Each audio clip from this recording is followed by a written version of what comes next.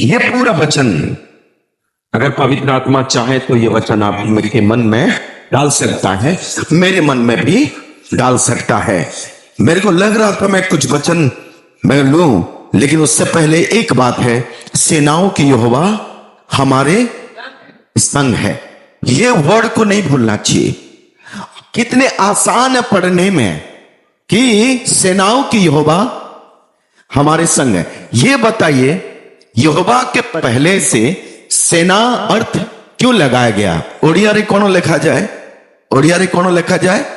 सैन्याधिपति, सैन्याधिपति, सैन्यों का अधिपति। कैसे वो सेना है? वो सेना कहां मिलेंगे? ये सेना के बारे में आप क्या जानते हो? सेनाओं की यहोवा किसके संग है? गीत गाते हैं हमारे, आपके संग है नहीं लिखा है, हमारे संग है।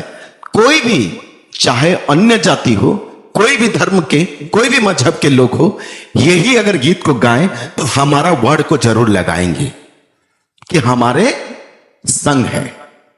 लेकिन यह आपको जानना पड़ेगा कि ये जो यहोवा जो है, इसके ऊपर में जो सेना है, तो ये अकेले खाली परमेश्वर हमारे साथ है कि पूरा सेना हमारे साथ है? हालेलुया। अब ये बताइए, प्रभु यीशु मसीह के सेना कौन है? ये तो सेनाओं के यहोवा हमारे संग है, लेकिन यीशु मसीह के सेना कहां गए? यीशु मसीह के सेना कहां है? सेना तो बहुत है। अभी हालांकि कुछ दिन हो गया होगा, जो उसको क्या बोलते हैं, कश्मीर का पहलगाम जो हादसा हुआ, वहां बॉर्डर है बीएसएफ का, वहां पर सारा सैनिक बॉर्डर में हर समय तैनात रहते हैं। लेकिन वो सेना क्या काम दिए? जब सावधान नहीं रहे, ढीला हो गए, लुचपन हो गए, उनके एक लुचपन के द्वारा निहत्था लोग मरे गए। पौलुस अपनी पत्री में कहता है, तुम क्या हो? राजदूत हो। तुम क्या हो? तुम योद्धा हो, तुम वीर हो, तुम सेना हो। और तुम्हारा जो युद्ध है, आप जिस एरिया में हो, जिस जगह में हो, कोई पड़ोसी से नहीं है, बगल घर में नहीं है आपकी लड़ाई। आपका युद्ध किससे है? नमिता, किससे है बेटा? बोलो, शैतान। ये बताइए शैतान कहां रहता है?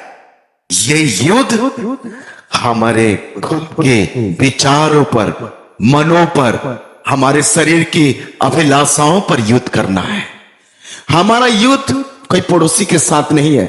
हमारा युद्ध कोई देश के राष्ट्रपति या कौनसी धर्म के प्रति हमारा युद्ध नहीं है। युद्ध आपका खुद के विचारों पर, खुद के जीवन के साथ आपका युद्ध है।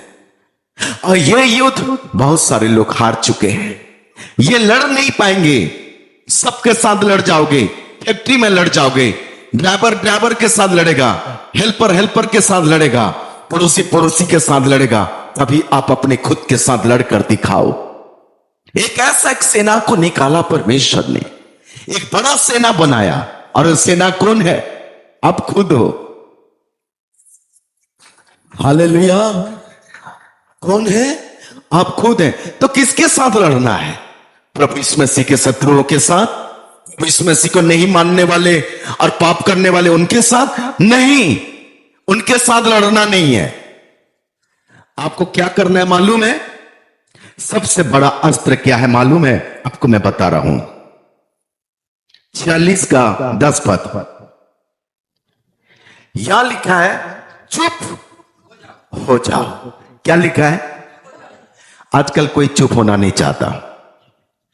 मैं कल बता रहा था, कल जो बातें मैंने पुलपिट में कहा, जो बातें आने वाले दिन में प्रभु ने बताया कि शैतान भी अपना सेना को तैयार कर चुका है, ताकि आत्मिक सेनाओं, आत्मिक लोगों के साथ वो फाइट करेगा, मजबूर करेगा उसको नीचे गिराने का, मजबूर करेगा उसको पाप में डुबोने का। इसलिए हमको सबसे बड़ा हथियार मिला है। क्या मालूम है? चुप रह जाना। क्या है? चुप हो जाओ। और लिखा है, और जान लो कि मैं ही परमेश्वर हूं। मैं आप दूसरे के पास जाकर माफी मत मांगो, क्योंकि उन लोग माफी मांगने के लिए आप अपेक्षा में कब आप झुकोगे और उन लोग मजा लेंगे। क्योंकि मैं ही ईश्वर हूं, मैं न्याय करूंगा। आपकी कमजोरी जो है मेरे सम्मुख रखिए, क्योंकि आपकी कमजोरी को प्रतिदिन अध्ययन कर रहा है शैतान, डायलेट स्टडी कर रहा है आपकी कमजोरियों को। आप क्या सोचते हैं चर्च अपनी मर्जी से नहीं आए बोल रहे हैं? नहीं, चर्च अपने मर्जी से नहीं आए, बल्कि आपको ऐसा एक सेना आपके अंदर में घुसा डाला है तो आपको ले गया है, और ऐसे ही सेना के साथ आपका रिलेशनशिप होगा। बहुत पछताएंगे। मनुष्य की दृष्टि में कोई कोई रास्ता सरल जान पड़ता है, परंतु अंत में मृत्यु मिलती है। क्यों कहा?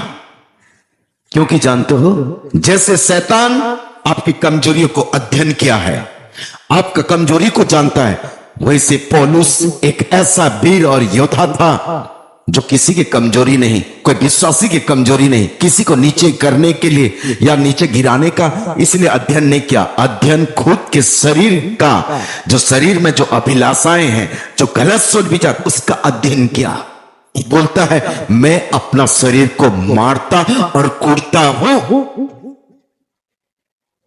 कल एक गुड़िया बोल रही थी कि चर्च बिगड़ गया। चर्च कभी नहीं बिगड़ेगा, इंसान बिगड़ेंगे। चर्च कौन है? प्रभु यीशु मसीह का शरीर है। चर्च कौन है? प्रभु यीशु मसीह, उसके सिर और उसके साथ जुड़ा गया है संबंध, उसको बोलते हैं चर्च। चर्च किसको कहते हैं? चर्च विश्वासी करने वाले को नहीं कहते हैं, बाइबल पढ़ने वाले के झुंड को नहीं बोलते हैं, प्रभु भोज लेने वाले गोष्ठी को नहीं बोलते हैं चर्च। चर्च उसको बोलते हैं, पहली बात वचन को सुना, सुसमाचार सुना, विश्वास किया, मन फिराया, पश्चाताप किया, जाकर बैठा और अपने पाप का अंगीकार किया, स्वीकार किया मैं पापी हूं, पाप के लिए मैं क्या करूं? पश्चाताप कर चुका, यस कर चुका हूं। तो प्रभु यीशु मसीह के खून चाहिए, यस चाहिए। अगर वो खून अगर चाहिए, तेरे को दोबारा पाप नहीं करना चाहिए। तब मैं वो झुंड में मिलाऊंगा, मैं वो चर्च में, वो जगह में नहीं मिलाऊंगा जहां खाली बाइबल पकड़ने वाले लोग हैं, खाली केवल प्रार्थना करने वाले लोग हैं। वो झुंड में तुझे नहीं डालूंगा, मैं वो झुंड में डालूंगा जो उद्धार पाए हुए मंडली रहेंगे।